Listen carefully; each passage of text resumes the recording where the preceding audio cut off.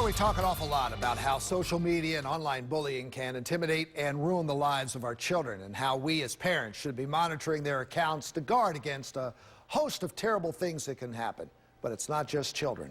No, Jamie, the same kinds of things can ruin the lives of adults, and at least one local professor wrote a book urging we all get serious about digital civility and policing some of the harassing speech found on the internet.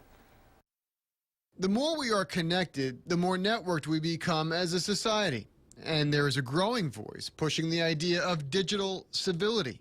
That no longer can the internet be cloaked in anonymity as a lawless frontier of shallow and hurtful expression, but rather treated as an extension of our everyday lives. The internet isn't a special place with its own rules, right? Just like the workplace or a coffee shop, it has the same rules as offline, right? And it impacts our daily lives.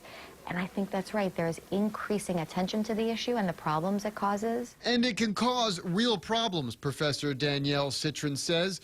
Detailed in her new book, Hate Crimes in Cyberspace, the University of Maryland law professor says targeted online attacks have resulted in emotional, professional, and financial harm for victims. Because it's a concerted effort by individuals and often mobs to deprive people of kind of basic life opportunities, whether the ability to work, establish your professional reputation, to express, simply put, to express yourselves. And contrary to popular thought, these days people can no longer simply unplug to get away from it.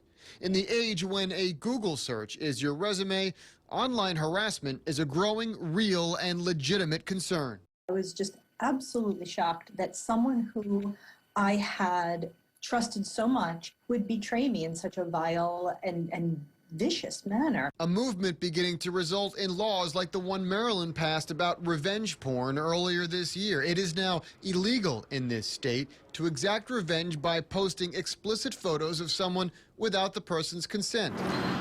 There are also some universities, Johns Hopkins was one of the first in the country, to start offering a service to clean up or manage the online profile of its students as they start to apply for jobs.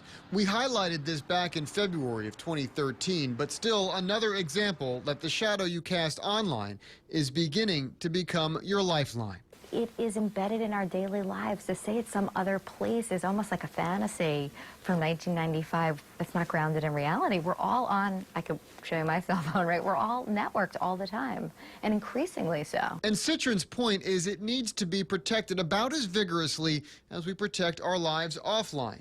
She says there are laws on the books against defamation, harassment, and stalking, and that police agencies need to start doing a better job of prosecuting them both off and online. Do we take it seriously? Absolutely. The Baltimore City Police Department says it has been working to better root out online threats. Part of the commissioner's strategic plan released late last year was the rewiring of the city's watch center to become more agile and proactive to clues and crimes online.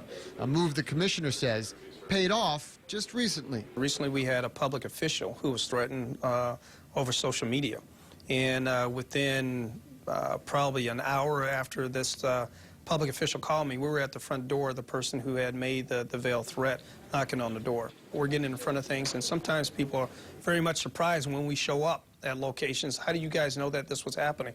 Because we do look at social media. It is the kind of policing that admittedly has yet to mature, but one Citron argues must happen in departments all around the country. That online hate can be a crime and is a civil rights issue in our digital age. You can't ignore it because no one Googling your name can ignore it, right? And that's what's so potent and powerful in our networked age. And the technology is there to investigate this kind of crime online. While Baltimore police continue to develop its counterattack, Citron says other states and law enforcement agencies have fusion and watch centers that can aid in similar investigations.